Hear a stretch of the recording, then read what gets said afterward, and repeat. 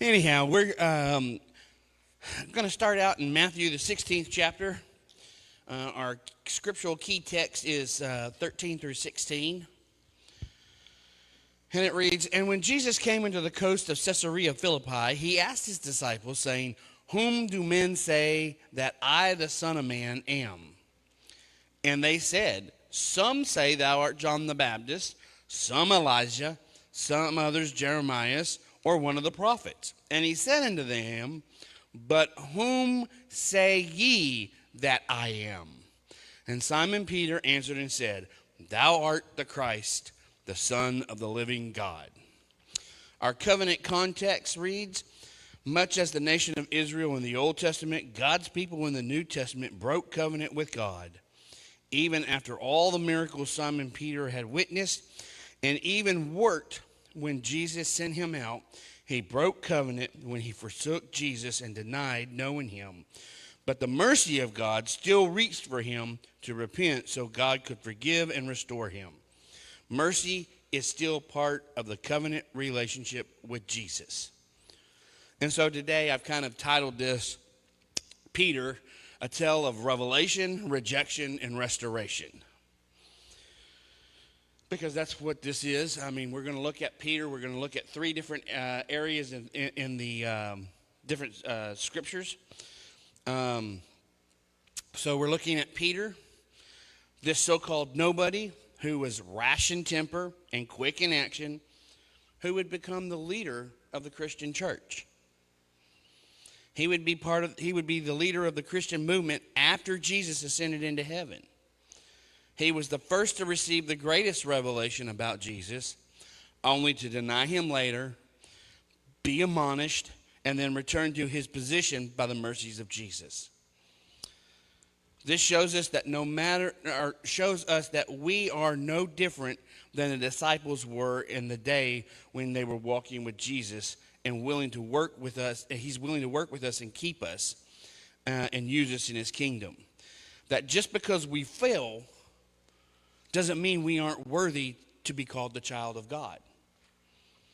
Ain't it amazing that you fail and yet he looks at you and goes, "Yep, you're still my child.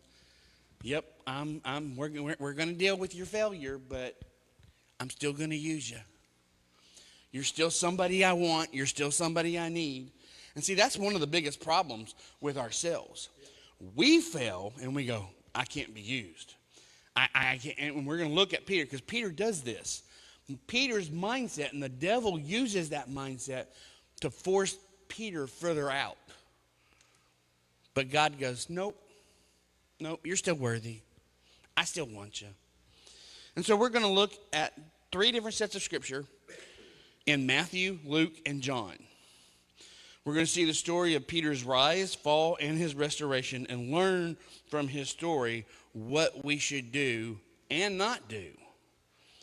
And so none of this is going to be new. We've taught off and on in these different areas, but we're going to look at it and teach each one again and kind of make it as a whole. And so let's go to Matthew, the 16th chapter. And I am actually going to look at 13 through 28, which we read part of it. We see that Jesus goes to Caesarea Philippi with his disciples, and then he asks them this question, which we read about in the beginning. He said, "Whom do people say that I am?" Who do everybody think that I am? You know, the Sadducees, the Pharisees, the common people. Who do they say that I am? And they begin to say, "Oh, well, some say you're John the Baptist, come back to life. Some say you're one of the prophets. Some say you're Elijah. Some say you're Jeremiah. Some say this. Some say that." Everybody has an opinion. Only problem is most opinions stink. That's just how it goes. But then he goes and he says, "But whom say ye that I am?" And as is read, and Simon Peter answered, "Thou art the Christ, the Son of the living God." And Jesus answered and said unto him, "Blessed art thou, Simon Bar-Jonah, for flesh and blood have not revealed this unto thee, but my Father which is in heaven. And I say also unto thee, thou art Peter, and upon this rock I will build my church, and the gates of hell shall not prevail against it. And I will give unto thee the keys of the kingdom of heaven, and whatsoever thou bind on earth shall be bound in heaven, and whatsoever thou shalt loose on earth shall be loosed in heaven. Then charged he his disciples that they should tell no man that he was Jesus the Christ.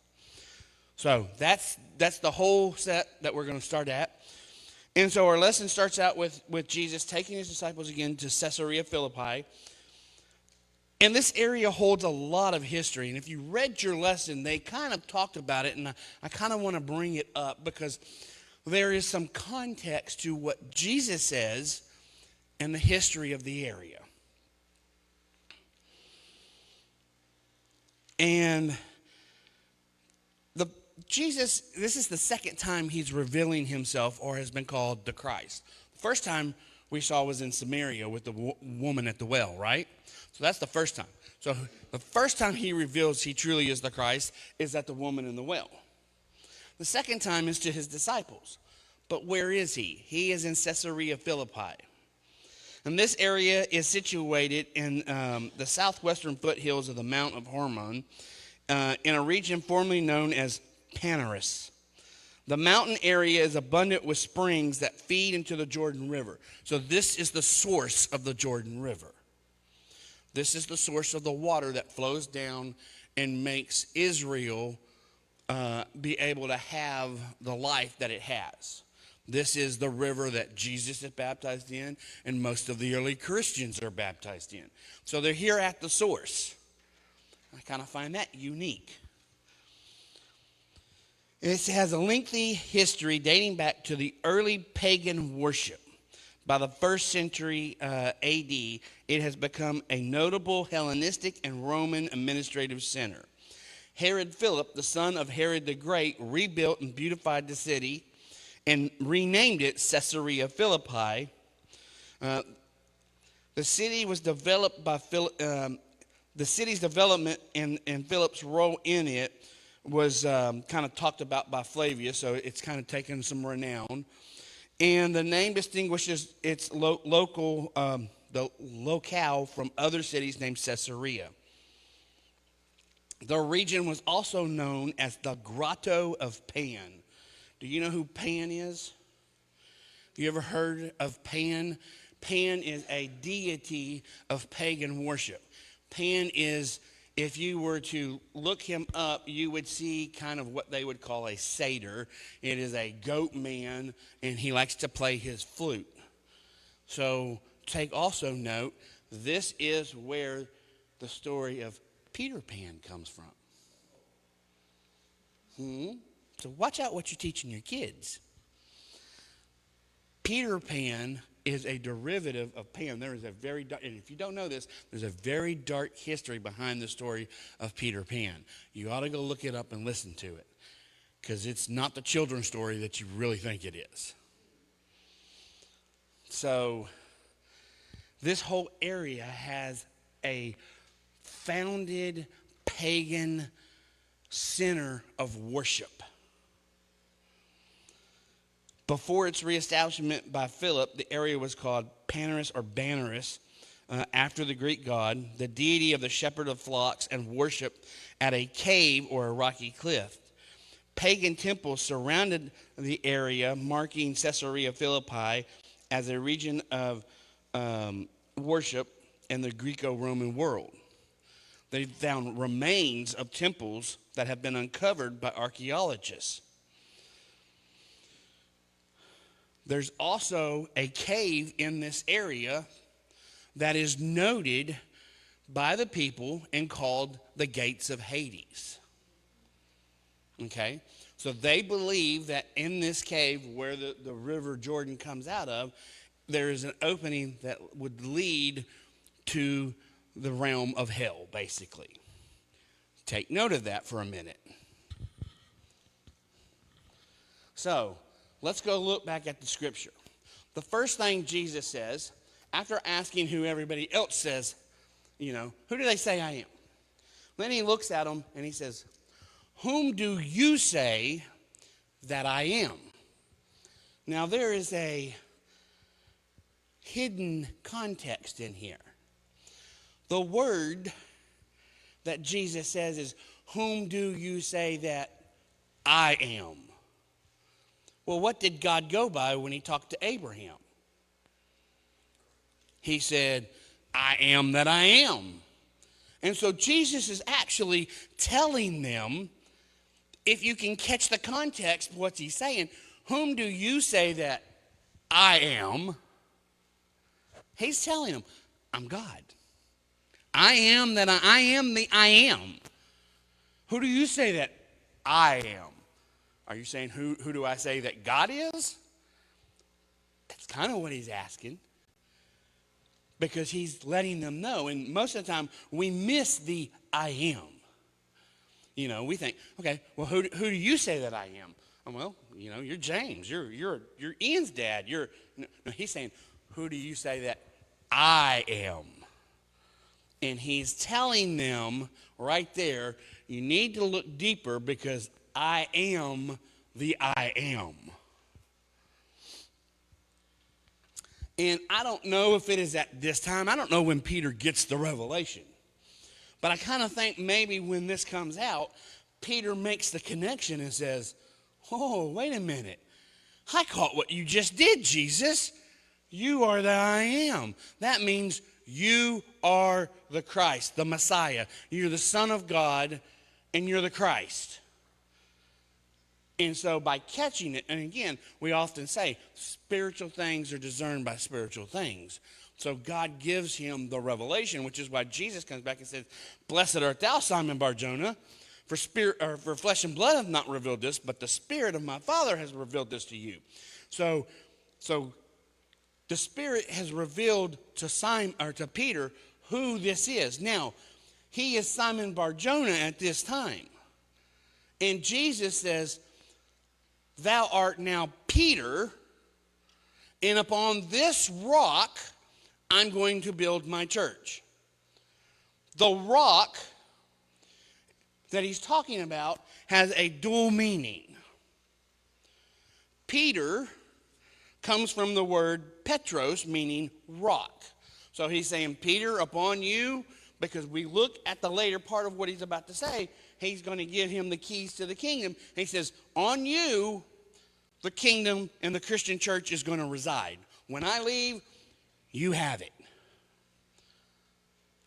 But he's also talking about the fundamental spiritual aspect of who he is. It is the chief cornerstone. In Psalms 118:22, the stone which the builder refused has become the headstone of the corner.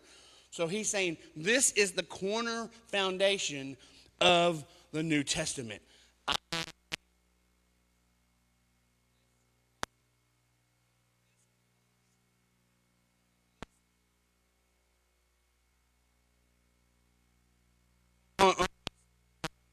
Foundation is what everything around. And if you know about the cornerstone, you lay the cornerstone and everything is built off of it. All the measurements, all the lines, everything is taken from that point. And so everything that is coming is taken from this point. I am the Christ.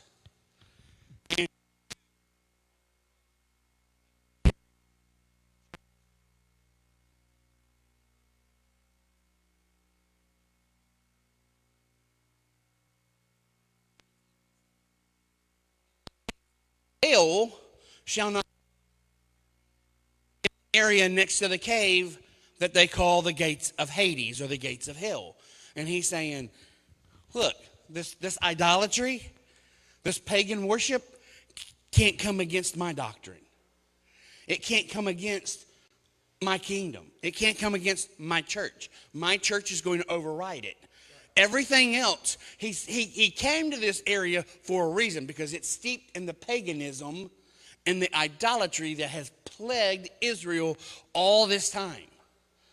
And so he says, this shall not prevail against the doctrine of the kingdom of heaven. And the actual attacks that Satan is going to bring against it will never tear it down. Why has it prevailed for over 2,000 years? Why has it continued to go on all this time? Even though many people fight against it, even though many people come against it, it cannot destroy it. In fact, it only causes things to get even more convinced, because even science comes back and goes, you know what? Well, this proves this part of the Bible. Oh, this proves this part of the Bible. Well, guess what? That means the Bible has more reality in it than science and people and the pagans want to give credit for. And so that's why understanding the historical aspects of what is going on during this time, it's required so we can get all the context out of it.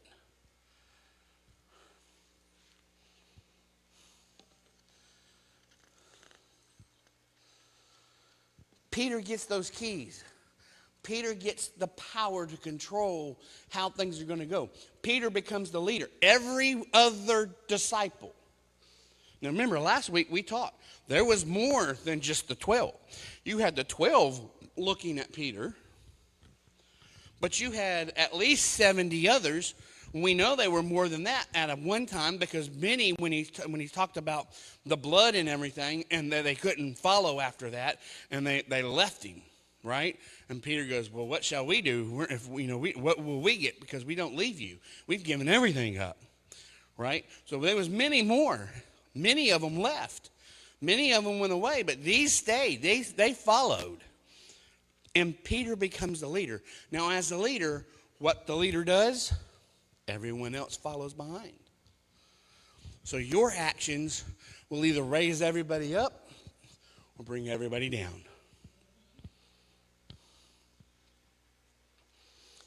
And he has the power to speak on behalf of the kingdom of heaven. And he says, whatever you bind on earth, and I've taught on this. So whatever you say, by heaven this will happen, heaven will make it happen.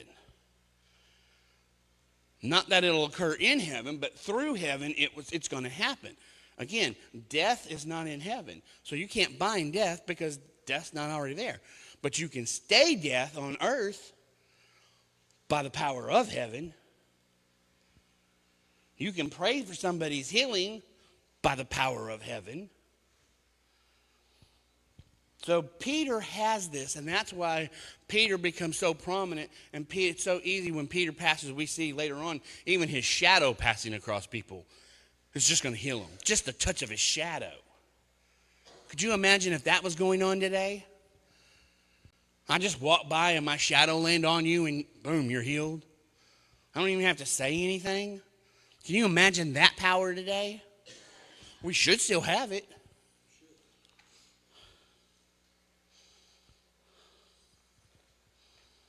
I was thinking that even biblical archaeology continues to prove that the Bible was right.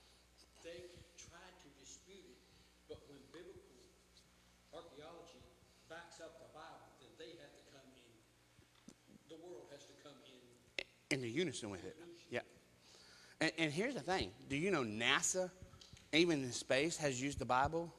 They had trouble when they was getting the satellites to stay into space.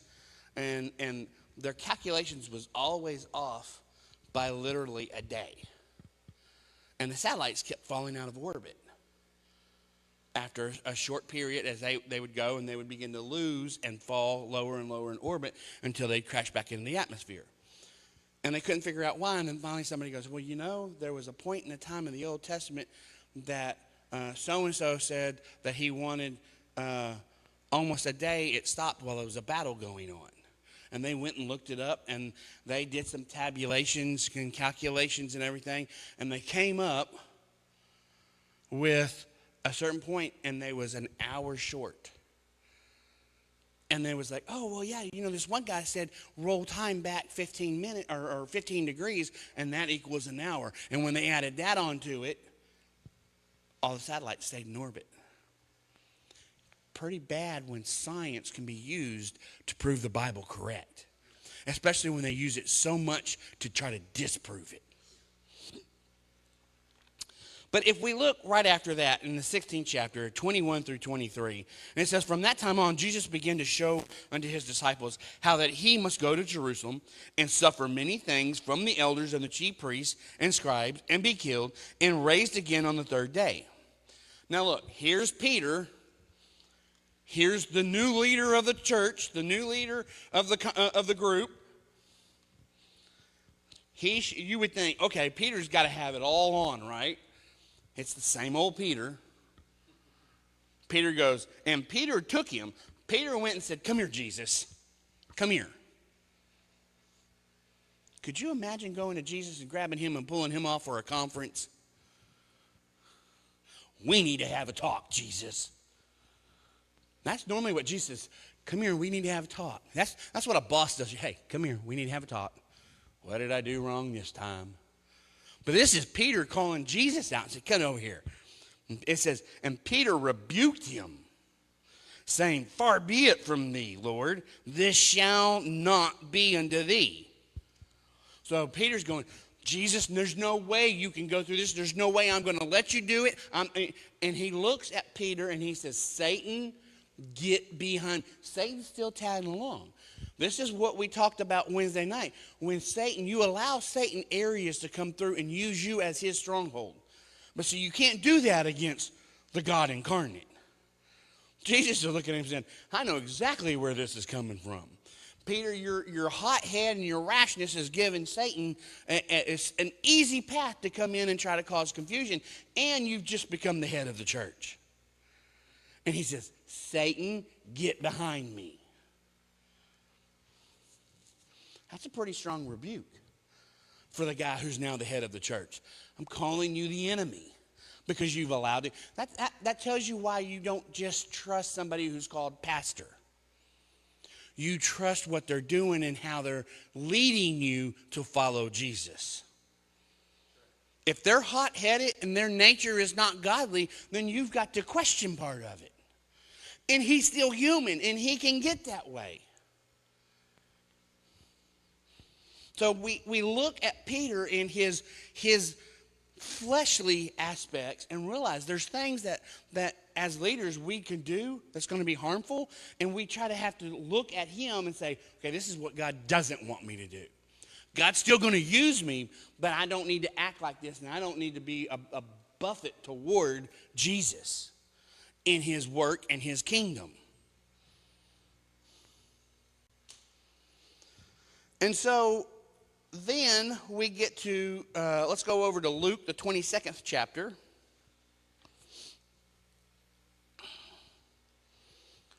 And we're going to come in, and we're at the point in the time, it's time for Jesus to be betrayed and go to the cross and suffer these things. And he's already told Peter once and called him Satan and said, get behind me. But we're going to see real quick that Peter hadn't quite learned the lesson. And in 22, we're going to start at 28 and read through 34 first. And it says, ye are they which have continued with me in my temptations. And I have appointed unto you a kingdom, as my Father hath appointed unto me, that ye may eat and drink at my table in my kingdom, and sit on thrones, judging the 12 tribes of Israel. So Jesus is telling them what to expect once he is ascended and then they finally make it into the kingdom. He's telling them, look, you're going to be the rulers and you're going to judge Israel. And so you're going to be my closest affiliates, and I'm appointing to you this type of leadership. That's a pretty wonderful place to be. I mean, if Jesus told me, yep, I'm going to set you up on a throne in heaven, and you're going to help rule the people and judge them and make sure that they're worthy to come in, man, that's an honor.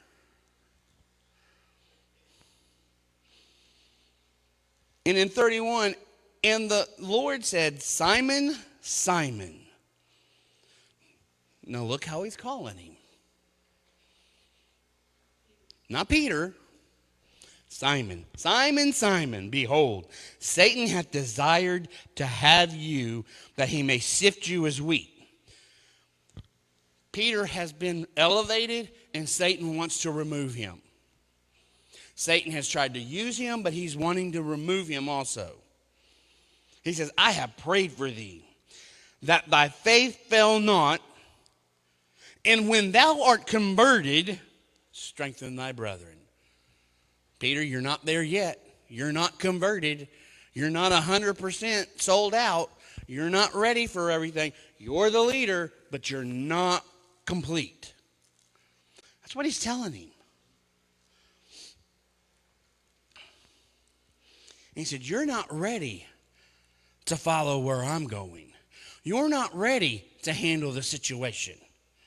And I've prayed for you, Peter, because Satan is going to try to come against you and attack you and remove you and take you out of the equation. And if you go, then everything else is going to kind of fall down behind you. Because you're the leader. You're the one who's supposed to be, when I leave, you're the one taking over. And he said unto him, Lord, I am ready to go with thee, both into prison and to death.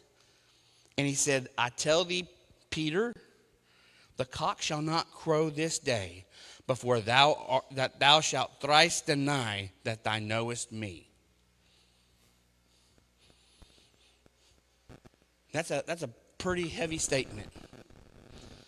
And so he says, Peter's like, Lord, I'm going to prison with you. I'll die with you. I'll go wherever you go. And he's like, no, Peter, you're not ready to follow this. You're not ready to go on. He said, in fact, what's going to happen is Satan is going to come and you're going to get scared. You're going to have so much fear. Everyone else is going to leave. Everyone else is going to flee. But you're going to have so much fear, it's going to cause you to deny you even know me. And he said, it won't even be before the morning comes and the rooster crows that you do this. And then when we look at 49 through 51, and it says, this is when the Sanhedrin and all their people come in, and Judas betrays him. And it says, and they which were about him saw what would follow, and he said unto the Lord, shall we smite with the sword? And one of them smote the servant of the high priest and cut off his right ear. And Jesus said unto him, and said, suffer ye thus far. And he touched his ear and healed him. So we know this. And if you look and you go to John, it's called, Peter's the one that does this. Peter's rashness, he draws his sword. He reaches out to defend his Lord, his master, his Savior. He cuts the right ear off.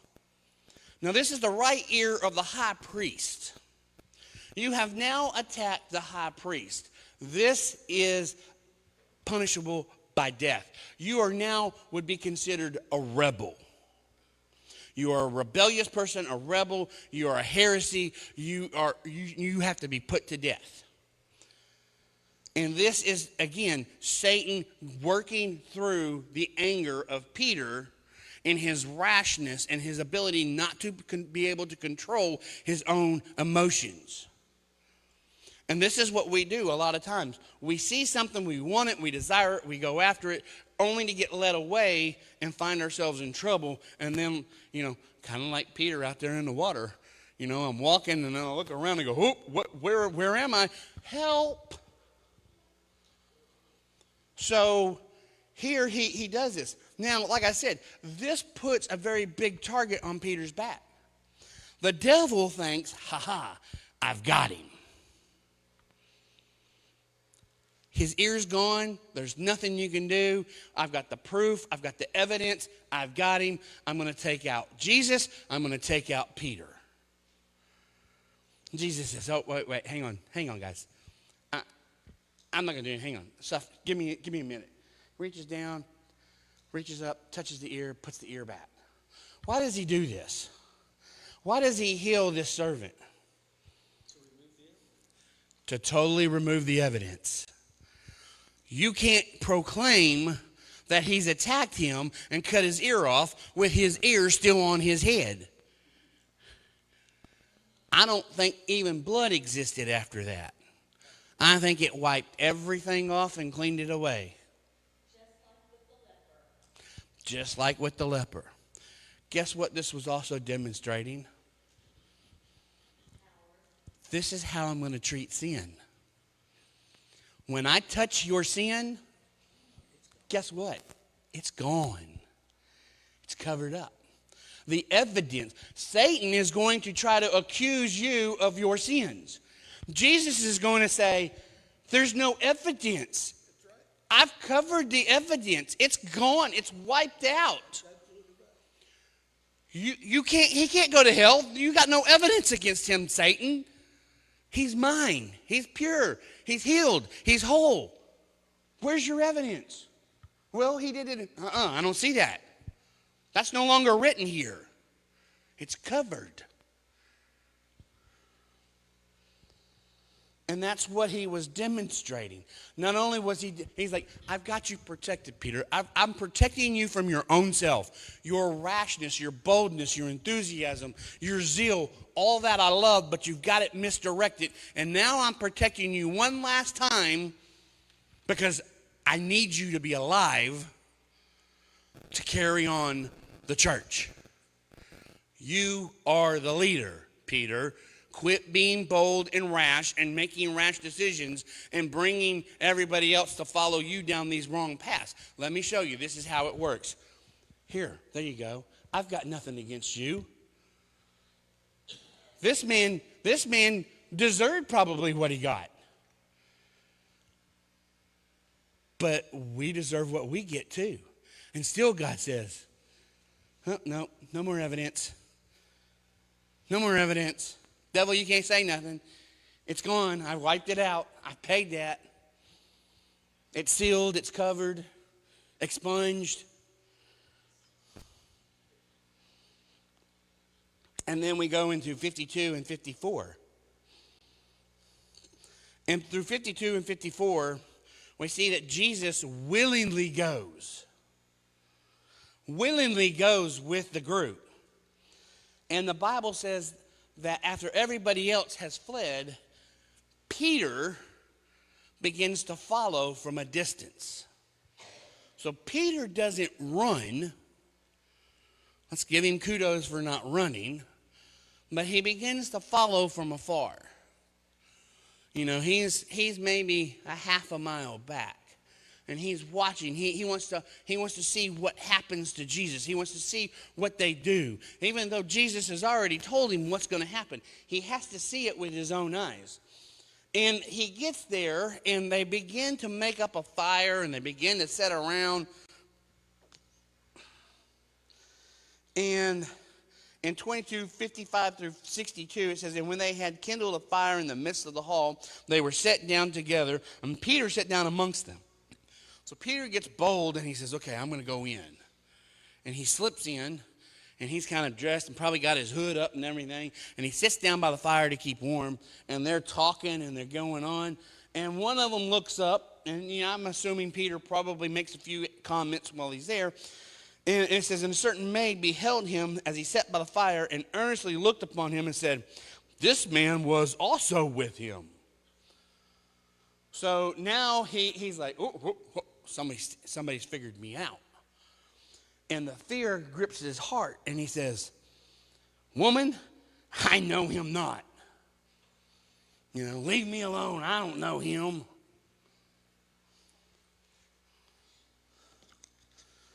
And then a little while later, another says, thou art also of them. And Peter said, it was a gentleman. He said, man, I am not.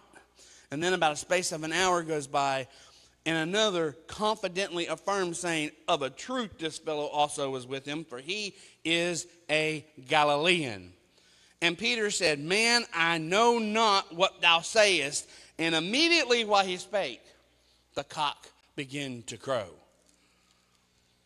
And when that happens, the words of Jesus come flooding back to him.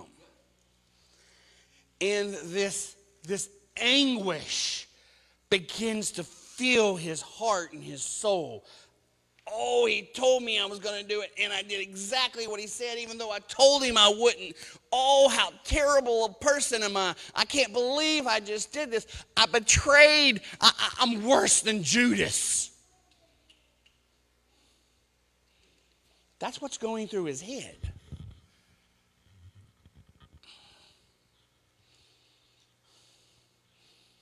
Not only that, the memorization of I've prayed for you, Peter, that you would not lose the faith. Oh, he tried to help me. He prayed for me, and I still failed. Oh, I can't do this anymore.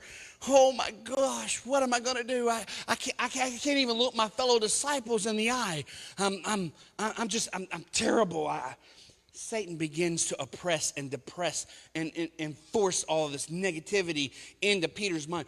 Satan is trying to destroy him at this point, and it begins to push him further and further and further away. Because he rejected what Jesus had offered and what Jesus had told him was going to come. He did not listen. A lot of times that's what happens to us. Jesus says, you don't need to go over there, because if you go over there, this is going to happen. And you go, yeah, but I really want to. I like what I see over there. And you keep inching and you keep inching and you keep, until all of a sudden you're over there, and then you go, wait a minute, this ain't what I saw. This ain't where I want to be.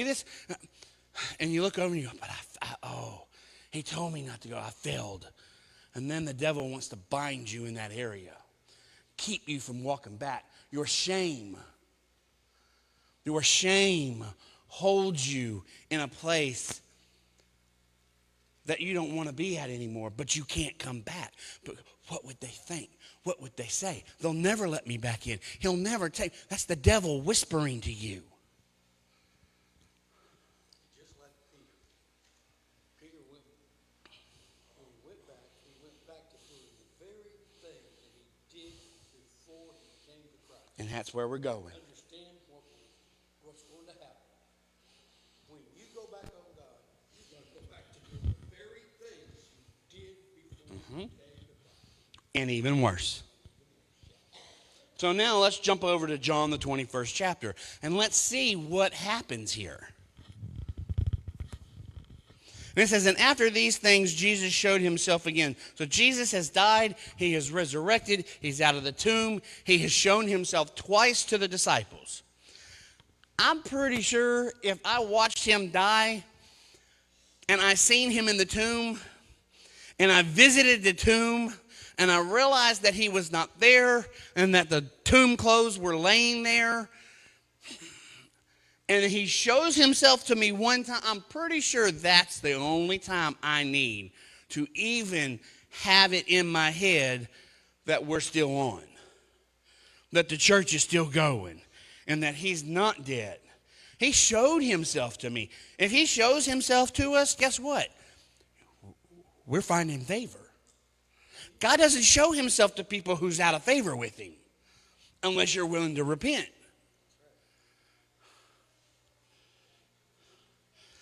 But it says that Jesus showed himself again unto the disciples at the Sea of Tiberias, and on this wise showed he himself.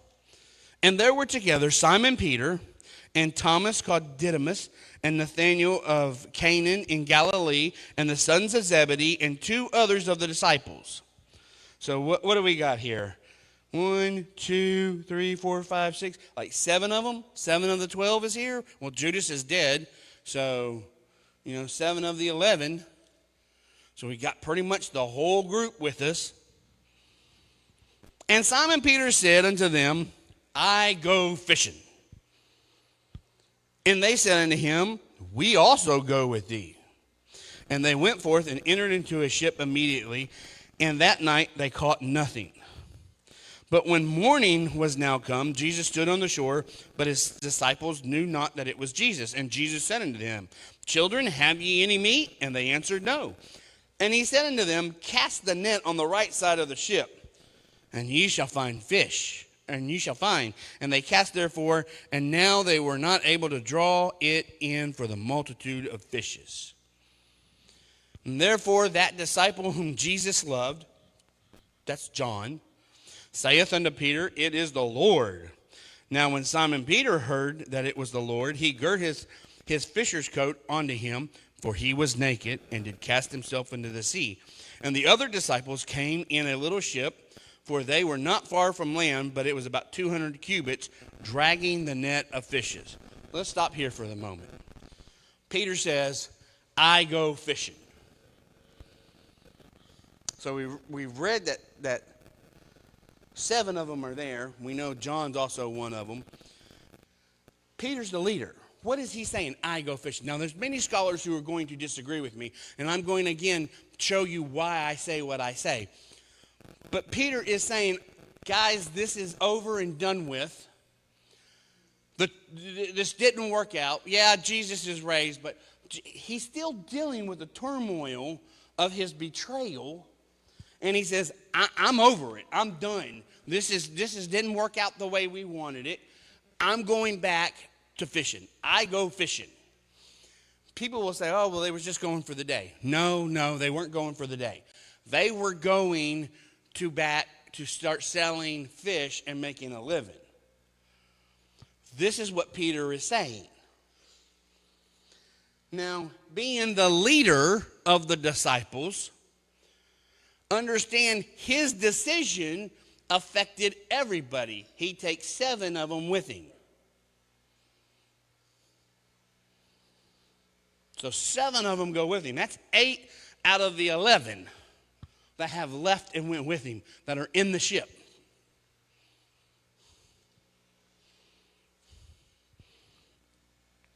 And Jesus comes up to the shore, and he sees them, and he says, children, have you any meat? And they say, nope. He says, cast your nets on the right side. And when they do, and it's filled, all of a sudden, this is the second time he's done this miracle, and it dawns on John who it is, and he says, it's the Lord. Now look what happens to Peter. This will tell you kind of why Peter is done at this moment. Peter's the only one in the boat naked. Now, fishing back in those days was hard work. It was hot. It was, you're in a desert. You're on the ocean. The sun's baking that water. There's humidity. It could be a hard, miserable place. We are not supposed to show our nakedness to anybody.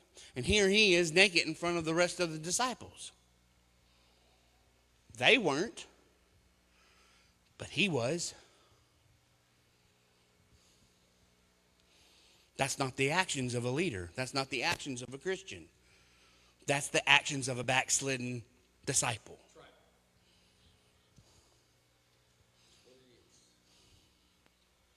right. And so the first thing he does when he hears it, and then the revelation dawns on him, because he remembers what he did before, he grabs his coat, he throws it about him, and he jumps overboard.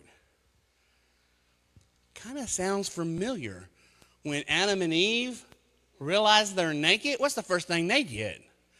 Oh, let me go get these fig leaves. I got to make an apron and put around me. I'm naked.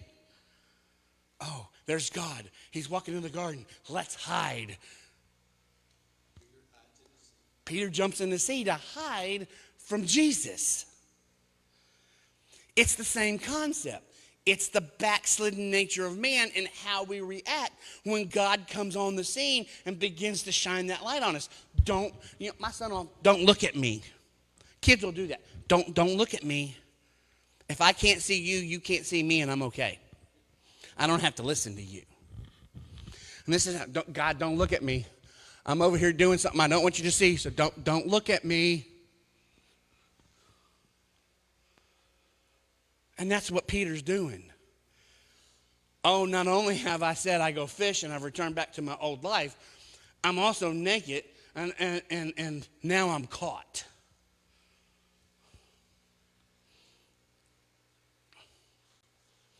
Not only that, I've dragged half of the other disciples with me.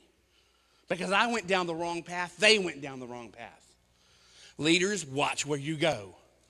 You're going to drag people off with you. Why do you think so many people that followed after Jim and Tammy Faye Baker and Jimmy Swaggart and them, when they fell, how many of them fell out of the church with them? Because they was following they was following the person and not the person that the person said they followed. And when they fell, these people fell out also.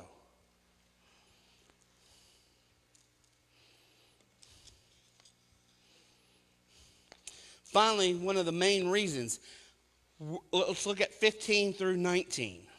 And I want to draw your attention to part of how this is.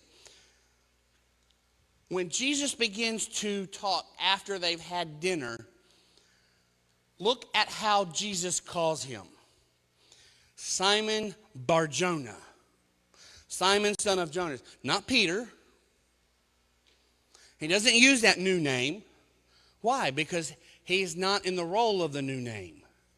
He's not Peter the Rock. He's Simon Bar-Jonah the backslidden.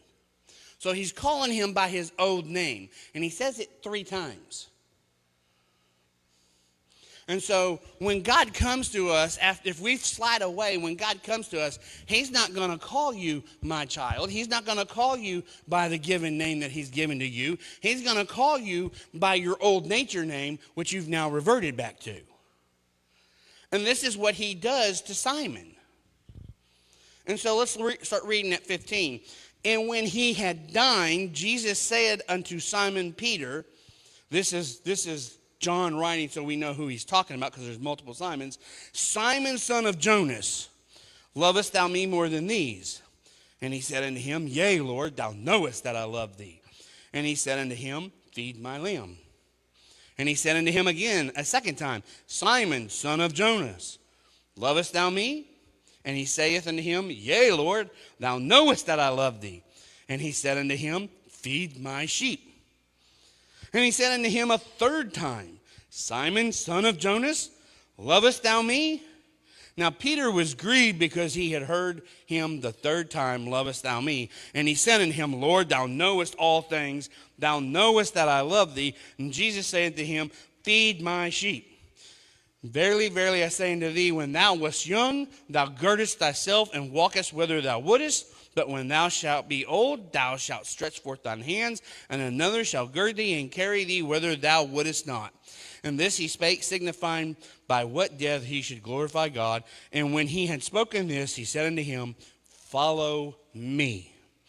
Now, there is a lot in this exchange, and we have taught on it before, but we're going to say it again in case someone is watching that hasn't heard it. Jesus asked him 3 questions. And actually, Jesus asked 2 questions, but he changes things up in them. Just by reading this, Jesus says, Simon, do you love me? He says, Simon, do you love me more than these? And he says, Yea, Lord, I love thee. And so we think, it kind of sounds like he's testing Peter, and Peter's going, Yep, I love you, Lord. But that's not really what's happening here. This exchange shows us just how far Peter has fallen and how far God was willing to go to bring him back. And so we have to understand that Jesus does not just ask the same question 3 times. Jesus asks 3 different questions. Without understanding the verbiage and the context of these questions, we don't literally see what is happening in each instance. So let's look at each one of these. In the first exchange, Jesus says, Peter, so he goes, Simon Bar-Jonah, lovest thou me more than these? What's he talking about?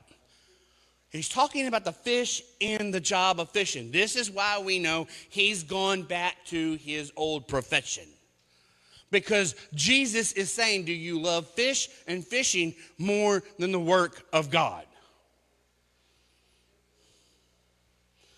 But when Jesus uses the word lovest or love, he says, Simon Bar-Jonah, agapeest thou me more than these? Peter answers and says, Lord, I affilio. This is a lesser form of love. So God is saying, Peter, are you totally sold out and dedicated to me or to fishing? That's the question he's asking. Peter totally deflects the whole question and says, Lord, I'm your friend. He doesn't answer the question. He says, Lord, I love you like a brother. I'm your friend. Okay, answer the question. But he won't answer the question. He's not willing to make a decision. He's not willing to sell out. The anguish and the shame of what he has done and who he has become is affecting his ability to talk to God and answer the question that Jesus is trying to give him.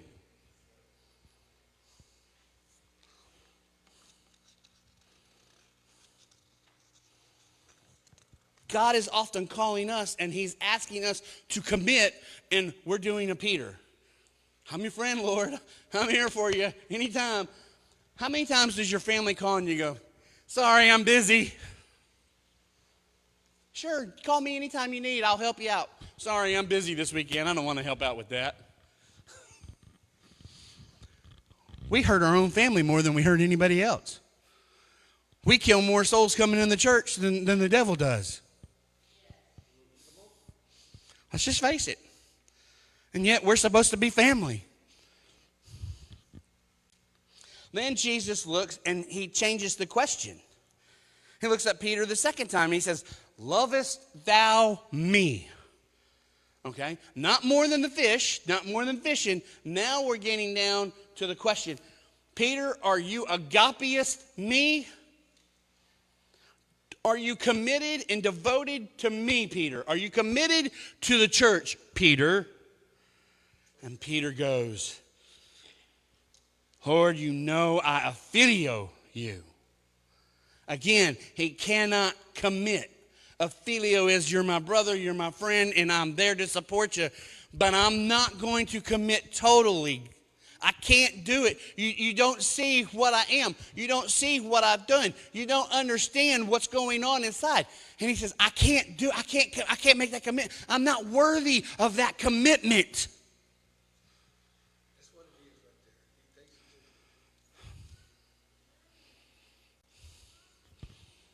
Finally, we see the third exchange. And this time it says that he is grieved because he asked him a third time. It's not because he asked him a third time. It's because of how he changed the parameters of the question. You see, because the third time, Jesus says, Peter, affilioest thou me? Uh-oh. God just got on his level. No more wiggle room, Peter. No more ways to worm your way out of this. If you're my friend, then serve me, follow me, and feed my sheep. He's grieved because God doesn't say, okay, I'm going to let you off the hook. God gets on his level and gives him no room to adjust to the question. And he has to say, Lord, you know I affiliost you. So now I'm caught. Now he's caught. God has gone out of his way, down on his level. We always tell people, don't stoop to their level. God stooped to his level. Because that's how much Peter meant to Jesus, that he got on his level and says, I'll take you as you are. But there's consequences, Peter. You wouldn't go this way when you're young, dumb, and stupid. You wouldn't go this way with your wrath and your indignation. And when you're old, guess what? Someone's going to take you that way. You're going to die for me. You're going to do it my way. And you're not going to have a choice about it when the time comes.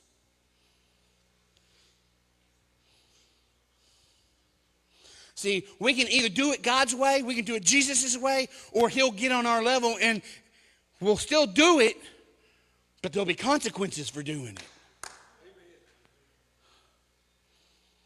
We're still worthy of restoration. And guess what? He was restored, and he did a whole lot. I mean, he was required to bring the Gentile nation. He was required to bring us into this. There was no other way for it to happen. But there were consequences. I wonder what other opportunities he missed out on.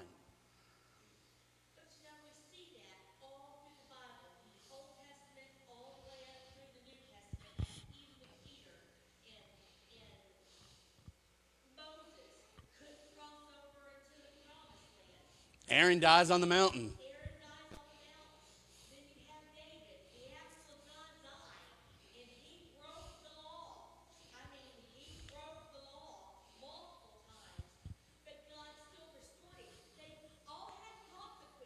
Mhm. There's always a consequence for your action. But it doesn't mean that God's not there to pick up the pieces for you if you have a broken and contrite spirit and you're willing to accept those consequences. Consequences, yes. There's lots of things we did, Jim, as children, and we had consequences we had to pay. Didn't mean Daddy and Mommy stopped loving us, but we had to maybe earn that trust back, earn that respect back, earn that privilege back. God is the same way. Absolutely. He has to get down on our own level to do it. And we have to That hurts. let go of the shame. Some of my biggest things weren't that I did it. It was what mommy and daddy was going to think of when they found out that I did it. Because I hurt them. Peter was going, I've hurt you, Jesus, and I can't face seeing the hurt in your eyes every time I look at you. The difference is Jesus is all-knowing. He's omnipotent. He's omnipresent. He's always there. He sees all. He knows all. Our earthly companions do not. No, you're right. The difference right there. So You can hide from God, but you you can't. can't. You can keep that shame and allow that shame to keep you apart from God, or you can let go of that shame and let him mold you into what he needs you to be and use you for his purpose. So in conclusion, we must understand God calls on our lives require total commitment. That God will reveal himself to us and make a covenant with us. And even though we do not keep our part of the covenant, we run away, he will still reach out and try to pull us back in. Even when out of shame and disappointment in ourselves, we try to stop we try to stop ourselves from returning. Finally, he will meet us on our own terms to give us our place in his kingdom, even if it leads to us missing out on some of the things he has in store for us. So don't miss out on what God has in store. Go ahead and commit. Commit today. Commit and make sure that shame and stuff is washed off of you. And find his promise. Find that commitment. And do what he wants and receive your rewards, church. That's what's in store if we do it right.